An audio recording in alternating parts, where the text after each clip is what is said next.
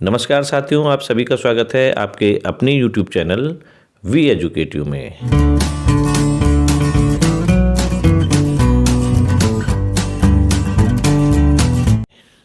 साथियों, assessment year 2025-26 यानी वित्तीय वर्ष 2024-25 के लिए देश का अंतरिम बजट पेश कर दिया गया है और इस अंतरिम बजट में इनकम टैक्स के स्लैब में कोई भी परिवर्तन नहीं किया गया है। ना ही एग्जेम्पशंस की कोई लिमिट बढ़ाई गई है।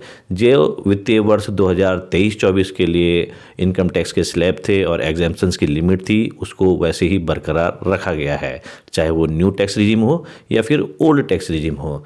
तो आज के वीडियो में हम न्यू टैक्स रिजीम में क्या क्या आपको एग्जेम्पशंस मिल सकते हैं, क्या क्या डिडक्शन हो सकते हैं और आप पे कितना टैक्स पड़ने वाला है, इसके बारे में आपको पूरी जानकारी देने वाले हैं। लेकिन उससे पहले हमारा सभी साथियों से निवेदन रहेगा कि इस वीडियो को देखने के साथ ही साथ कृपया हमारे इस चैनल को सब्सक्राइब करके अवश्य रखें तथा बेल आइकन के ऑल में जाके भी क्लिक करें ताकि आने वाले जितने भी अपकमिंग वीडियोस हैं उनकी नोटिफिकेशन आपको सबसे पहले मिल पाए और आप उन महत्वपूर्ण वीडियोस का लाभ उठा पाए। चलिए वीडियो स्टार्ट करते हैं और जानने का प्रयास करते हैं कि न्यू टैक्स रिजीम आपके लिए बेनिफिशियरी है या फिर ओल्ड टैक्स रिजीम ही आपके लिए बेनिफिशियरी होगा। तो चलिए वीडियो स्टार्ट करते हैं और आपको डायरेक्ट कंप्यूटर स्क्रीन में ले जाते हैं।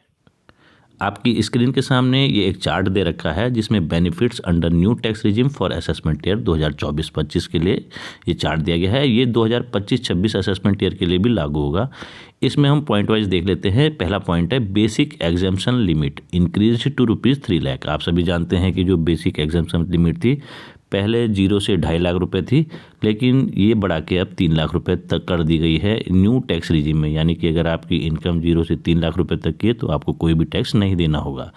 इसके अलावा standard deduction of ₹50,000 for salaried persons and pensioner. जो सैलरीड पर्सनस हैं और पेंशनर हैं उनको न्यू टैक्स रिजीम में 50,000 रुपये का स्टैंडर्ड डिडक्शन भी प्राप्त होगा। इसके अलावा deduction for family pension of ₹15,000 और 1/3 of amount which ever is less. ये ओल्ड टैक्स रिजीम में भी बेनिफिट आपको मिलता है फैमिली पेंशनर को, तो सेम ये बेनिफिट आपको मिल जाएगा न्यू टैक्स रिजीम में भी फैमिली पेंशनर के लिए। उसके अलावा only deduction is allowed under section 80 CCD2। जो चैप्टर 6 से होता था उसमें कई प्रकार के सेक्शन होते थे, 80C, 80G, 80TTA। ये सारे बेनिफिट्स आपको मिल जाते थे ओल्ड टैक्स रिजीम में। लेकिन न्यू टैक्स रिजीम में केवल आपको जो गवर्नमेंट का कंट्रीब्यूशन है 14%, जो आपका बेसिक और डीए का 10% आपका कंट्रीब्यूशन होता है, तो गवर्नमेंट आपके बेसिक और डीए का 14% अपना कंट्रीब्यूशन मिलाती है। तो ये यहाँ पर आपको इसकी छूट मिल सकती है, वो भी उस कंडीशन में मिलेगी यदि ये 14% आपकी जो एनुअल ग्रॉस इनकम है उसमें जुड़ के आ रखा है तो। इसके अलावा जो महत्वपूर्ण है interest on home loan under section 24B is deductible if property is let out. तो कई साथियों को एक कन्फ्यूजन रहता है कि जो न्यू टैक्स रिजीम है उसमें क्या जो इंटरेस्ट है होम लोन का वो माइनस होता है कि नहीं होता। तो होम लोन के इंटरेस्ट में 2 कंडीशन होती है, एक सेल्फ ऑक्यूपाइड की, एक लेट आउट की। यदि सेल्फ ऑक्यूपाइड आपने किया है होम लोन तो इसमें आपको कोई भी छूट न्यू टैक्स रिजीम में देखने को नहीं मिलेगी। लेकिन यदि आपने ये प्रॉपर्टी लेट आउट की है, यानी कि इस प्रॉपर्टी के अगेंस्ट आपने होम लोन लिया है और इसको आपने किराए पे दिया है और आपको हर महीने या वार्षिक किराया प्राप्त हो रहा है, तो तब आप इसके इंटरेस्ट की छूट प्राप्त कर सकते हैं। इसके अलावा rebate under section 87A increase to 7 lakh. यानी कि यदि आपकी इनकम 7 लाख रुपए तक की है तो आपको इसमें 25,000 रुपये तक की छूट मिल जाएगी अंडर सेक्शन 87A के तहत। यानी कि 7 लाख रुपए की इनकम पे आपको कोई भी टैक्स नहीं देना होगा। और जो सैलरीड पर्सन्स हैं या पेंशनर हैं उनकी यदि इनकम 7,50,000 रुपये की भी है तो भी उनको कोई टैक्स नहीं देना होगा, क्योंकि 50,000 रुपये का उनको स्टैंडर्ड डिडक्शन की छूट अलग से प्राप्त हो जाती है। इन पॉइंट्स के अलावा यदि एग्जाम्पशंस ऑफ वॉलंटरी रिटायरमेंट यदि आप ले लेते हैं तो सेक्शन 10 सब सेक्शन 10C के तहत आपको छूट मिलती है। ग्रेजुएटी की राशि अंडर सेक्शन 10 सब सेक्शन 10 के अंतर्गत आपको छूट मिल जाती है ग्रेजुएटी की राशि पे। एग्जाम्पशंस ऑन लीव इनकैशमेंट, यदि आपने लीव की इनकैशमेंट भी लिया है तो अंडर सेक्शन 10AA के तहत आपको छूट मिलती है। और all contributions to Agniveer corpus fund, इसको 80CCH के तहत आप इस राशि पे छूट प्राप्त कर सकते हैं। अब यहाँ पर हम न्यू टैक्स रिजीम के टैक्स स्लैब में चलते हैं कि न्यू टैक्स रिजीम में क्या क्या टैक्स स्लैब दे रखे हैं। तो यहाँ पर आप देख सकते हैं कि 0 से जो 3 लाख रुपए तक की राशि यदि आपकी है तो इसमें आपको कोई भी टैक्स नहीं देना होगा। इसमें आपकी जो टैक्स की राशि होगी वो नील होगी। ये असेसमेंट ईयर 2024-25 के लिए भी है और 25-26 के लिए भी है, क्योंकि जो इस समय अंतरिम बजट पेश किया गया वो असेसमेंट ईयर 2025-26 के लिए पेश किया गया है और इसमें कोई भी परिवर्तन नहीं किया गया है। जो असेसमेंट ईयर 2024-25 के लिए नियम है वही सेम नियम इसमें भी लागू होंगे। अब यहाँ पर जो 0 से 3 लाख रुपए तक की राशि पे नील है, 3 लाख से 6 लाख रुपए तक की राशि पे 5% टैक्स पड़ेगा। यानी कि यदि 3 लाख से 6 लाख के बीच की राशि है उसमें 5% आपको टैक्स देना होगा। 6 लाख से 9 लाख रुपए के बीच की राशि पे 10%, 9 से 12 लाख रुपए तक की राशि पे 15% है और 12 लाख से 15 लाख रुपए तक की राशि पे 20% है। और यदि आपकी जो ग्रॉस इनकम है वो 15 लाख से अधिक है तो आपको 30% टैक्स देना होगा। इसके अलावा जो ये निकल के आएगी राशि सबको जोड़ के उसमें 4% आपको सेस भी देना होगा। तो उसको जोड़ के जो पूरी टोटल राशि आएगी वो आपकी टैक्सेबल अमाउंट बन जाएगी। अब हम इसको एग्जाम्पल के जरिए समझने का प्रयास करेंगे। अभी आपकी स्क्रीन के सामने हम एक टैक्स कैलकुलेटर भी रखेंगे न्यू टैक्स रिजीम का। उसमें 2 एग्जाम्पल अलग अलग देंगे, अलग अलग ग्रॉस सैलरी का एग्जाम्पल देंगे। तो इसको भी हम ध्यानपूर्वक देख लेते हैं कि आप पर कितना टैक्स पड़ने वाला है न्यू टैक्स रिजीम के अंतर्गत।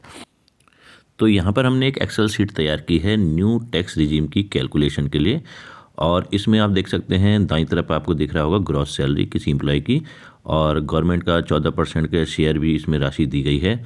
अब जो ये ग्रॉस सैलरी है इसमें हमने सारी चीज़ें इंक्लूड की है, जैसे एरियर आपको यदि मिला हो, उसके अलावा interest from saving and term deposit से मिला हो, अदर अलाउंसेस जितने भी होंगे, हाउस रेंट अलाउंस होगा, बोनस हो गया और साथ ही साथ गवर्नमेंट का 14% का शेयर भी आपकी एनुअल इनकम में जुड़ा हो। तो ये सारी जो चीज़ें हैं वो हमने इंक्लूड की हैं ग्रॉस सैलरी में और तब इसकी राशि निकल के आ रही है 15,21,626 रुपये। और साथ ही जो गवर्नमेंट का 14% शेयर है वो है 1,79,638 रुपीज़। तो यहाँ पर इसको हमने मेंशन किया है। अब हम बाईं तरफ देखते हैं, यहाँ पर जो एक्सेल शीट में हमने कैलकुलेटर बना रखा है उसमें सबसे पहले है कि जो ग्रॉस इनकम है इंक्लूडिंग 14% ऑफ गवर्नमेंट शेयर, उसको हमें लिख देना है इस कॉलम पे जहाँ पर ये ग्रॉस इनकम का कॉलम दिया गया है। तो इसमें हम लिख देते हैं 15,21,626 रुपये। तो इसको जब हम लिखते हैं तो चूंकि यदि आप सैलरीड पर्सन्स हैं या फिर पेंशनर हैं तो आपको स्टैंडर्ड डिडक्शन की छूट मिलती है न्यू टैक्स रिजीम में 50,000 रुपये तक की, तो वो 50,000 रुपये इसमें माइनस हो जाएगा। तो जब 15,21,626 रुपये में 50,000 माइनस होगा तो ये निकल के राशि आ जाती है 14,71,626 रुपये। तो यहाँ पर जो बैलेंस इनकम निकली है वो निकली है 14,71,626 रुपये। अब चूंकि आपकी जो एनुअल स्टेटमेंट है उसमें गवर्नमेंट का 14% जुड़ा था, तो यहाँ पर जो एम्प्लॉयर का कंट्रीब्यूशन है 14% 80 CCD 2 के तहत उस राशि को हमें लिखना होगा, क्योंकि उसमें भी हमें छूट प्राप्त हो जाएगी। तो यहाँ पर हमने इस राशि को टाइप कर देना है 1,79,638 रुपीज़। तो जैसे हम इसको टाइप करते हैं यहाँ पर ये जो बैलेंस इनकम है उससे ये माइनस हो जाएगा और जो शेष राशि बचेगी वो निकल के आ जाती है 12,91,988 रुपये। तो सबसे पहले हमने यहाँ पर 80 CCD 2 के तहत जो गवर्नमेंट का 14% है उसको लिखा, तो ये खुद ही माइनस हो गया ऑटोमेटिक। और इस बार जो टैक्सेबल इनकम है जिसमें हमें टैक्स देना है वो निकली है 12,91,988 रुपये। अब इसमें एक इंटरेस्टिंग बात यह है कि अगर यदि हमने होम लोन लिया है और उसको लेट आउट किया है, यानी कि किराए पे दिया है और उससे हमारी आमदनी हो रही है प्रति माह या प्रति वर्ष, तो जो होम लोन के ब्याज की राशि है उस पे हम न्यू टैक्स रिजीम के अंतर्गत छूट का दावा प्रस्तुत कर सकते हैं। लेकिन ध्यान रहे कि चूँकि जो आपने किराया वसूल किया है वो भी आपकी इनकम फ्रॉम अदर सोर्सेज में आ जाएगा, उसको भी आपको अपनी ग्रॉस सैलरी में जोड़ना होगा। उसके बाद ही आप जो इंटरेस्ट की राशि अदा कर रहे हैं, पे कर रहे हैं, उसमें आप छूट का दावा प्रस्तुत कर सकते हैं सेक्शन 24B के तहत। लेकिन कंडीशन वही है न्यू टैक्स रिजीम में कि आपकी प्रॉपर्टी लेट आउट वाली होनी चाहिए, यानी आपने इसको किराए पे दिया हो और होम लोन इसके अगेंस्ट उठाया हो। तो यहाँ पर इस केस में हम मान लेते हैं कि इस प्रकार का कोई भी प्रॉपर्टी का होम लोन का इंटरेस्ट हमारे पास नहीं है, तो इसको हमने कैंसिल कर दिया। तो लास्ट में जो टैक्सेबल इनकम निकल के आती है वो 12,91,988 रुपये आ जाती है। इसके अलावा जो अग्निवीर, कॉर्पस फंड है इत्यादि हैं, इनको भी अभी हम नेग्लिजिबल कर रहे हैं कि ये हमारे केस में नहीं है। या फिर ग्रेजुएटी की राशि है, रिटायरमेंट के समय जितना भी लीव इनकैशमेंट की राशि है, ये हम अभी इसको नेग्लिजिबल करते हैं। अब इस केस में देखते हैं हम जो इसका टैक्स स्लैब है 0 से 3 लाख की राशि पे नील है। अब 3 से 6 लाख, क्योंकि ये राशि 12,91,988 है, तो ये 3 से 6 लाख के बीच में भी आएगी। तो 3 से 6 लाख के बीच की राशि 3 लाख रुपए होती है, उसका 5% हम निकालते हैं तो ये 15,000 रुपये आ जाता है।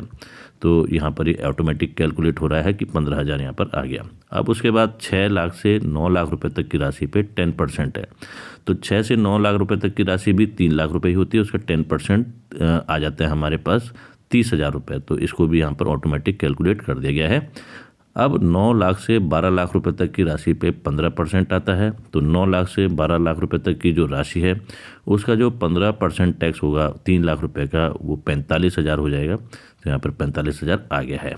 अब जो अगला स्लैब है 12 लाख से 15 लाख, चूँकि ये राशि 12,91,988 रुपये है, तो 12 से 15 के बीच की राशि केवल बैठती है हमारी 91,988 रुपये। उसका जब हम 20% निकालेंगे तो ये 20% निकल के आ जाता है 18,398 रुपये। और इन सबको अब जोड़ देंगे हम, क्योंकि इसके बाद का कोई स्लैब नहीं है। 12,91,988 ये अंतिम राशि है, तो 15 लाख से ऊपर की कोई राशि नहीं जाएगी। तो जब इन सब का हम ऐड करते हैं तो ये राशि निकल के आ जाती है 1,08,398 रुपये। अब इस 1,08,398 का 4% के हिसाब से हम सेस निकालते हैं तो ये 4,336 रुपये आ जाता है। और इन दोनों को अगर हम जोड़ते हैं तो ये जो टैक्सेबल इनकम है, टैक्स जो टोटल टैक्स है आपका निकल के आ जाता है 1,12,734 रुपया। तो ये कुल आपको टैक्स देना होगा, जो आपको ये न्यू टैक्स रिजीम के अंतर्गत देना होगा, यदि आपकी ग्रॉस सैलरी 15,21,626 रुपये है और इसमें आपका गवर्नमेंट का शेयर भी जुड़ा है और गवर्नमेंट का कंट्रीब्यूशन 14% की राशि 1,79,638 रुपये है। तो अब हम दूसरा एग्जाम्पल भी आपको बताते हैं दूसरी कंडीशन में कि अगर आपकी जो ग्रॉस इनकम है वो 15 लाख से भी अधिक है, ज़्यादा है, 18 लाख के करीब है, तो उस केस में आप पे कितना टैक्स पड़ने वाला है। अब यहाँ पर हम एक दूसरा केस लेते हैं जिसमें कि आपकी जो ग्रॉस सैलरी है, जिसमें इंक्लूड्स हैं एरियर हो गया आपका, जितने भी हाउस रेंट अलाउंस है या अन्य अलाउंस जितने भी आपको अलाउंसेस मिलते हैं, बोनस है, गवर्नमेंट का 14% शेयर है, जो भी राशि है ये पूरी राशि आपकी ग्रॉस इनकम में जुड़ के आती है और यह राशि 18,22,365 रुपये है।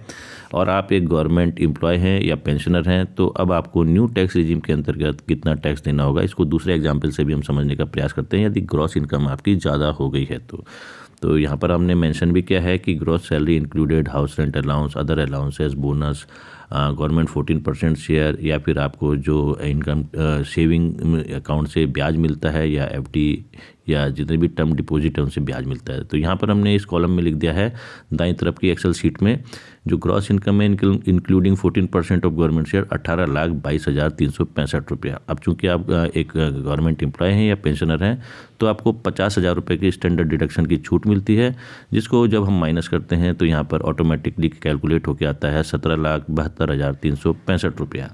अब इस 17,72,365 रुपये में जो गवर्नमेंट का कंट्रीब्यूशन है 80 CCD 2 के तहत हम छूट ले सकते हैं 1,95,300, जो कि गवर्नमेंट का शेयर है 14%। इस समय हम ये मान के चलते हैं कि गवर्नमेंट का शेयर इस केस में 1,95,300 रुपये है।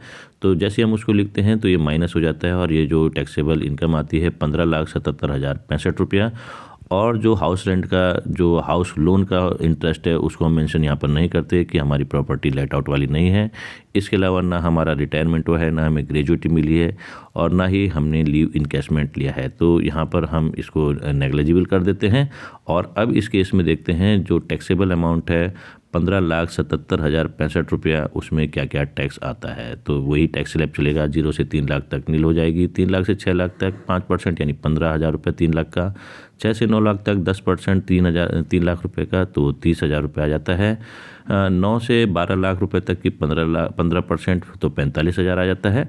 12 से 15 लाख में 20% जो कि 60,000 आ जाता है। और जो शेष राशि बचती है 15 लाख के अतिरिक्त, जो कि 15,77,065 रुपये, उससे ऊपर की राशि 77,065 रुपये है। जब इसका हम 30% निकालते हैं तो ये 23,120 रुपये आ जाता है। अब इन सबको जब हम जोड़ते हैं तो जोड़ी हुई राशि आती है 1,73,120 रुपये, और इसमें 4% जब हम सेस लगाते हैं तो ये राशि निकल के आ जाती है 6,925 रुपया। तो जो आपको टैक्स टू बी पेड, जो आपको टैक्स देना होगा टोटल 1,73,120 प्लस उसमें सेस की राशि 6,925, यानी कि 1,80,045 रुपये आपको इस केस में टैक्स देना होगा। तो साथियों, इससे पहले भी हमने ओल्ड टैक्स रिजीम का वीडियो बनाया था। अब आप कंपैरिजन कर सकते हैं, ये जो न्यू टैक्स रिजीम है और ओल्ड टैक्स रिजीम है, दोनों में कंपैरिजन करके पहले चेक कर लें कि आपको किस में बेनिफिट हो रहा है। भले ही आपका होम लोन भी हो या फिर आपकी सेविंग भी ज़्यादा हो, तो कई केसेस में ये देखा गया है होम लोन होने के बावजूद और सेविंग होने के बावजूद भी कई एम्प्लॉय को न्यू टैक्स रिजीम में ही फ़ायदा हो रहा है। तो पहले आप इसको भली भांति से कंपेरिजन कर लें, उसके बाद ही डिसाइड करें कि आपको कौन सा टैक्स रिजीम चुनना चाहिए, ओल्ड टैक्स रिजीम या फिर न्यू टैक्स रिजीम। यदि इस वीडियो में दी गई जानकारी आपके लिए लाभकारी साबित हो तो कृपया वीडियो को अधिक से अधिक लाइक एवं शेयर करें तथा चैनल को सब्सक्राइब करना बिल्कुल भी न भूलें, क्योंकि यह समस्त शिक्षकों एवं कर्मचारियों का अपना ही चैनल है तथा इस चैनल के माध्यम से समय समय पर आपको शिक्षा विभाग से संबंधित अन्य महत्वपूर्ण जानकारियाँ भी प्रदान किए जाने का प्रयास किया जाता रहता है। धन्यवाद।